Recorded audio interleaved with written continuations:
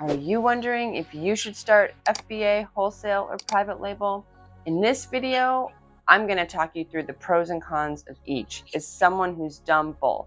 Let me show you the difference now so you don't waste 2 years. I've done wholesale buying groups, I've tried brand direct wholesale, and I've built my own private label brand that does over $850,000 a year. So here's the honest truth from someone that's lived both sides. Here's what happened when I tried wholesale. I joined a wholesale buying group. The buy-in was $10,000, pitched as a down payment on profit sharing. At that point, I was burned out from retail arbitrage. I had just had a baby, and I was desperate to find another way to keep my Amazon FBA business going without so much hustle. I thought this would be an easier path. Here's what happened though. Everyone in the group would end up buying the same profitable products and listing around the same time. The prices would still just tank. By the time the products landed, my profit was toast. After profit sharing fees, shipping, and prep, I basically broke even. And that's when I realized if everybody has the same product, nobody has an advantage. And you're basically just competing on price until someone decides to go hit zero. So let me break down what these models actually are. Wholesale means you're selling someone else's brand.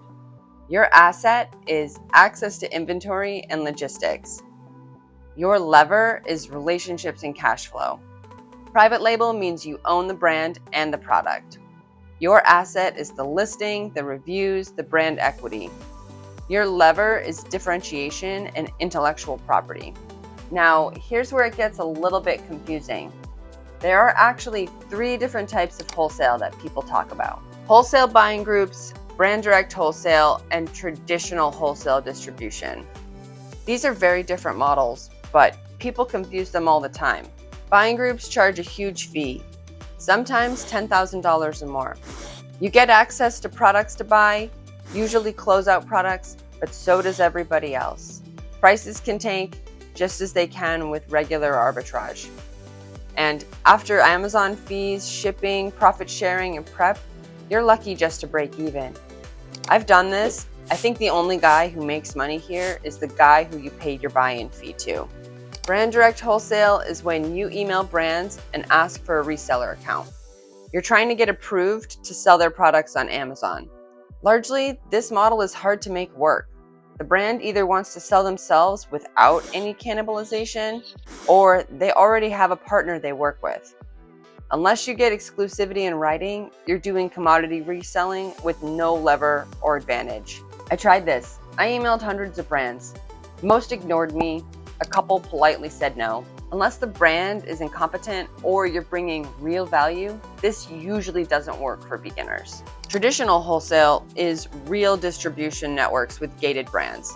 High volume, slim margins, serious logistics. The winners here are distribution level operators with systems, not beginners trying to make money. Now, wholesale isn't all bad. There are some upsides. Wholesale is faster to start. No product development, lower risk per SKU. You're just finding profitable inventory, and you can cash flow quickly. But here's what no one tells you. You have no control over pricing. Other sellers can race you to the bottom. You have no control over the listing. Other sellers can destroy conversion with bad images or content. You have no control over inventory, stockouts, restrictions, allocations. The brand can yank your account anytime. Amazon can block your listing with IP complaints or policy changes. I pick private label. It's slower, but actually scalable. With private label, you control the product, the pricing, the branding, the quality. You own the listing and the review equity, and you have expansion paths, Shopify, retail bundles, upsells. You're building an asset. But let me be honest about the downsides. Private label takes longer. It requires more upfront cash. There's potentially compliance and testing risk. Manufacturing is complex, and marketing is required. And you typically buy more inventory than you would on a wholesale product. So there's more money tied up in the risk on it. Here's the best part. Now that I've built a successful private label brand, I have people emailing me all the time asking to do brand direct wholesale and sell my products on Amazon. Sorry, It's not going to happen. I'm a big believer that if you want to have an advantage, you have to leverage yours and build your own asset. Those people took the 5 hours a week they spent emailing brands and just built something for themselves. I have a hunch they would be a lot more successful. So here's my honest recommendation. Wholesale can work if you have capital, can handle logistics, have a real advantage like exclusivity, and you're not emotionally attached. If you want fast cash and don't care about building an asset, wholesale might work for you. Private label wins if you want ownership, a sellable asset, real defensibility, and you're willing to put the work in to play the long game. Here's how they compare.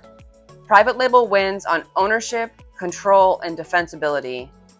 Wholesale is faster and can cash flow quicker early on, but private label compounds over time. If you want a job that prints cash short term, wholesale might work for you. If you want to build a life and freedom, build private label.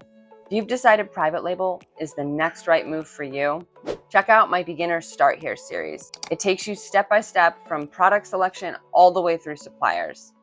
And if you want to watch me actually build a private label product in public, that's what I do in my Build With Me series.